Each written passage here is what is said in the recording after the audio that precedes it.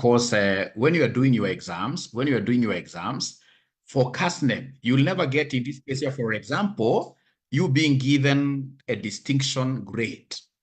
It's either you pass or you do what here, you fail. And indeed, all professional courses are awarded pass or fail grades, meaning that all of us are what here equal. Once we pass as accountants, all of us are supposed to be equal in terms of what here, having the same technical skills. I consider that to be really too theoretical, because in practice, for sure, there is no way we will be exactly the same in terms of having technical skills. Like the accountants have been part and parcel of, in this case here, interviewing for CFO positions for various multinational companies, given the nature of my work. I mean, there are accountants who will come into an interview panel, ask them about any IFRS. Like in this particular forum here, is there anybody who knows what IFRS 8 is about? IFRS 8. Please try answering. And if you don't know, I will not say that you are, no. We are here to discuss great things. So as they're thinking, how about, for example, IAS 2? How about IFRS 10, consolidated financial statements? Very good, Sylvester, segment reports. How about IAS 28, associates? Put that aside.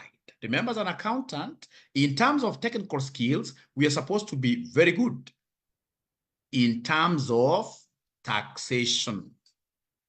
I mean, by the time you clear your CPK, actually, CASNEB messed a little bit up here and there with this. I believe a subject like taxation is supposed to be compulsory. Because, I mean, when you go to this outside market, outside there, is there a way you can tell somebody is an accountant, and then they tell you, I mean, do this and this for us, like, for example, tax computations, and they're not able to do? Tax, I mean, is a highly sought after skill. But even after doing this, for example, taxation at the advanced level, you'll still get people who get outside there and they don't get to practice at all, forgetting like everything, especially those people who do not believe in what we call continuous professional development. All right. So even if you're saying all of us are equal, there will be others, just like in the animal farm, who will be more equal than others, who will be more qualified than others. And this is really the message upon our today's mentorship session is predicated upon. So as an accountant in this 21st century, what am I supposed to know for me to be able to do what here, for me to be able to flourish outside here? So ladies and gentlemen, you could be very good in terms of technical skills. And I've seen accountants who are very good in terms of technical skills. Not one, not two, not three. Many of them, ask them anything to do with investment appraisals. They'll be able to take future cash flows from a project here. They discount very well and they're able, but they do most of the things, ladies and gentlemen, manually. As an accountant, if you would want to flourish, this Microsoft Office suite, we have to be thorough with Microsoft Office products. At the bare minimum, we must be good with Excel. We must be very good with Word, how to use Word. We must be very good with PowerPoint slides.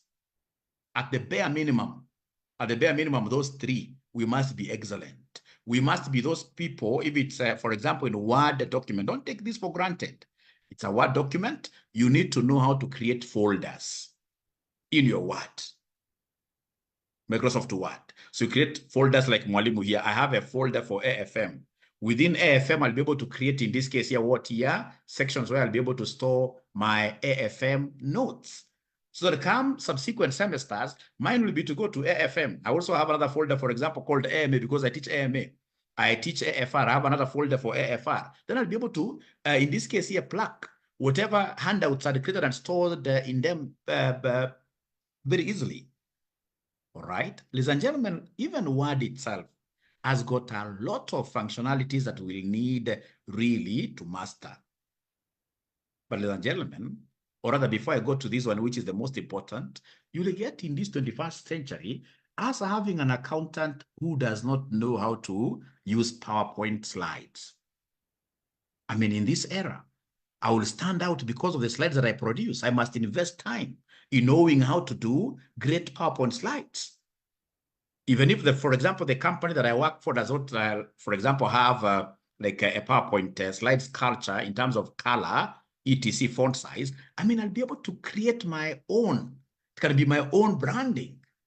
I do like very good blue PowerPoint slides, all right? So that whenever I get a chance of projecting my figures, when I go to a board and the board wants to track their performance, I'll be able to tell these guys, as when I came here as a CFO, for example, this was what I got here. If it's EPS reports, I'll be able to pull EPS for 2011, 2012, etc. And I'll be able to do these very well in PowerPoint slides, including pictorials. Put pictures there. All right. At the end of it all, I should be able to finish with the last PowerPoint slide, thanking the audience and, of course, opening the floor for any question and answers. All right. So these Microsoft Office products, they are very important for accountants. Many accountants, especially the people, these accountants in this case who are my age and above, stock of 45, 40 years, 50 years. We ignore these simple things and they cost us a lot. They cost us a lot. Many organizations, this is something I've discovered, waste a lot of time because they don't put their employees into some of these basic trainings. Like RCM, I mean, I'll ensure anybody who is in the finance department, our finance department, on a yearly basis, they must attend those trainings there that we think are what are very basic. And because we are good at them, we ensure that we don't train them internally. We'd want them to get outside there, like if it's Excel, they also bring in some other knowledge like that. So once you invest in your accountants in terms of acquiring some of these basic skills, then you will become very, very good. Ladies and gentlemen, there is no way, and this one hate me, love me, but I must tell you the truth. There is no way you will tell me that you are a good accountant if you are poor in Excel. I normally crack jokes with my students and tell them that if you're very poor in Excel, you ought not to have become an accountant. Because I mean, account is about number crunching. It's about presentations. So then how do I do number crunching without Excel? It doesn't matter the software that your company is using. It could be having these sophisticated SAPs, FICO module. You are very good in doing payable analysis reports. But at the end of the day, the mother of all this software is Excel. We must invest time in understanding Excel, and I would want to take this opportunity to share something with ourselves here.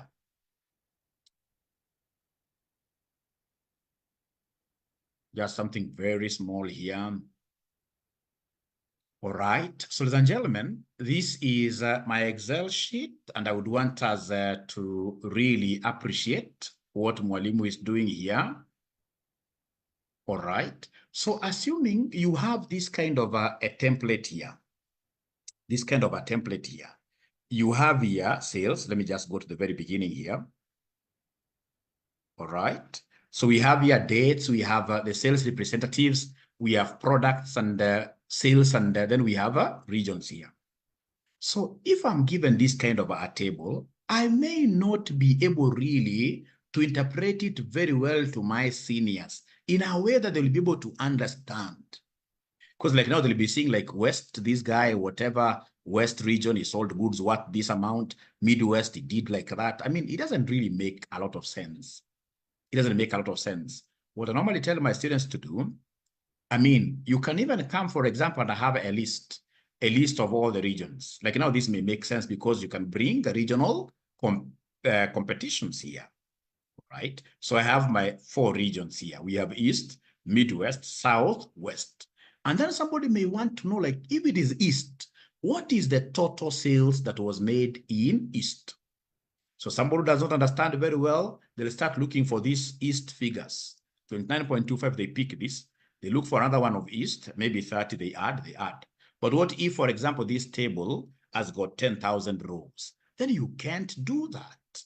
So in this case here, what this would mean, ladies and gentlemen, is that you come right away here and use, there are many ways you can do this. Many ways you can do this really. I'll start with the worst of them all. I don't use it.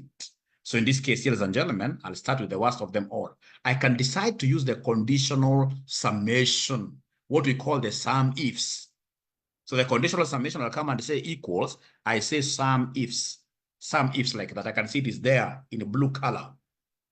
And you can see here some ifs, if means condition, some if this condition is met. So adds the cell specified by a given set of conditions or criteria, right? So we have these some ifs now, it's in blue color there. So it's either I click on it or I tab. When I tab like that, it takes me to this cell. It's now within the cell after equals. Remember, we must always start with equals there to operationalize the cell, to bring up the function. So then we have in this case here, the narrative here. So it is telling me some if. What do you want to add? Hey, I would want to add my entire column D. So this entire column D. And this entire column D, I don't want it to keep on changing. So I would want to fix it permanently. Somebody who is good in Excel. How do I get to fix this permanently? Absolute referencing. How do I get to fix this permanently? Thank you very much. It's F4. So in this case here, some laptops will have to say function F4. So in this case here, mine, I'll simply say F4 like that. After that, they want me to pick the criteria range.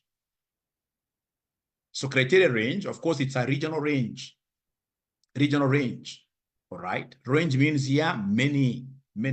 So we have in this case here, this east is here, the region here. So I'll come and pick this region, column E. Again, column E has to be fully referenced. I'll be able to explain why we'll need to be referencing these cells in this manner. I'll explain this. So I'll come and fully reference like that. And then I say, comma. I'm following this formula given here. Some range, criteria range. From there, we have criteria 1.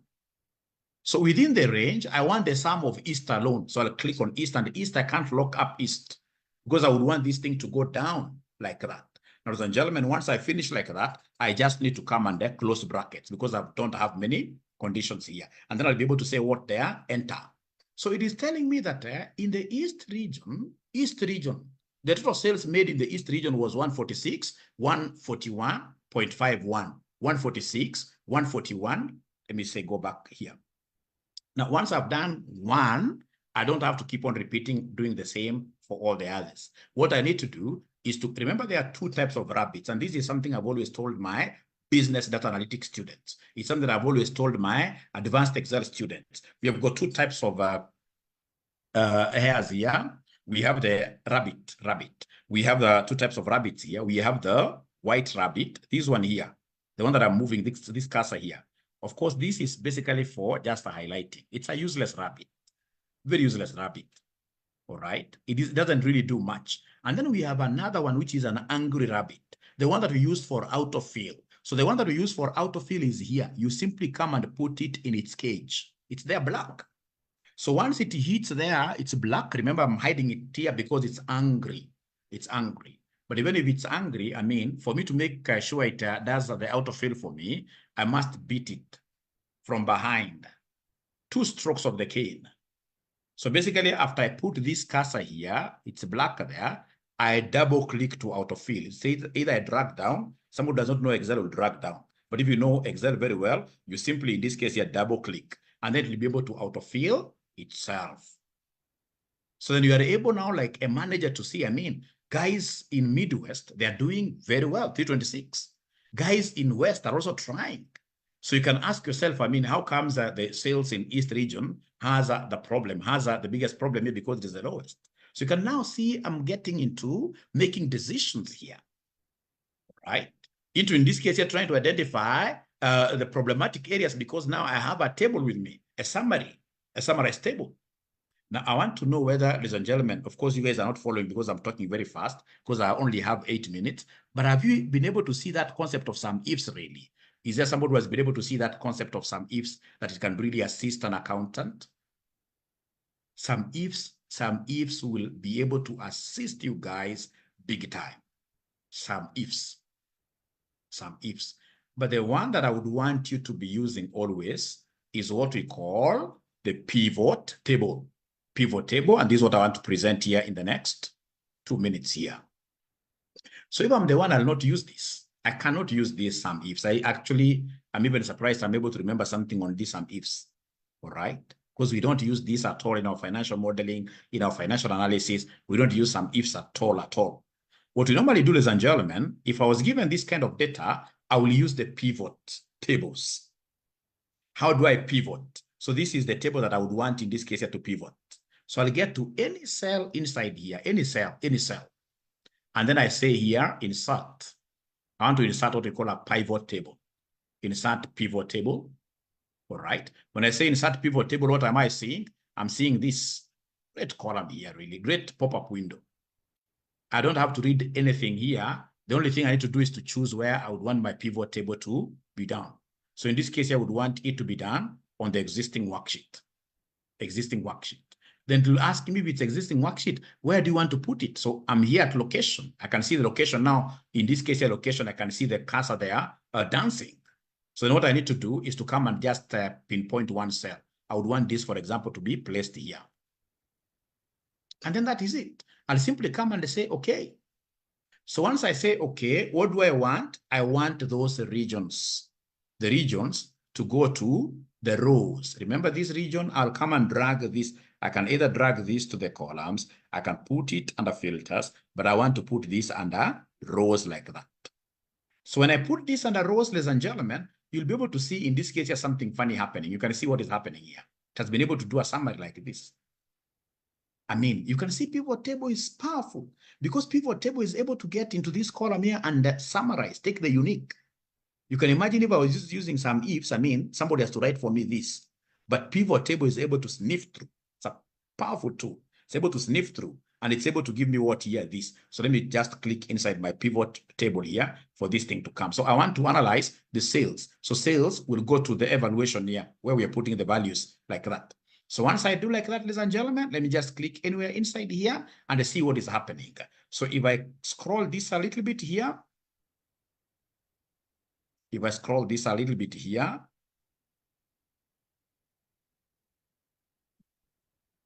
all right, let me just, because it's zoomed out a big time. If I scroll okay, so if I zoom back like that, you can see these figures are exactly the same as this. And this has even gone ahead to give me the total.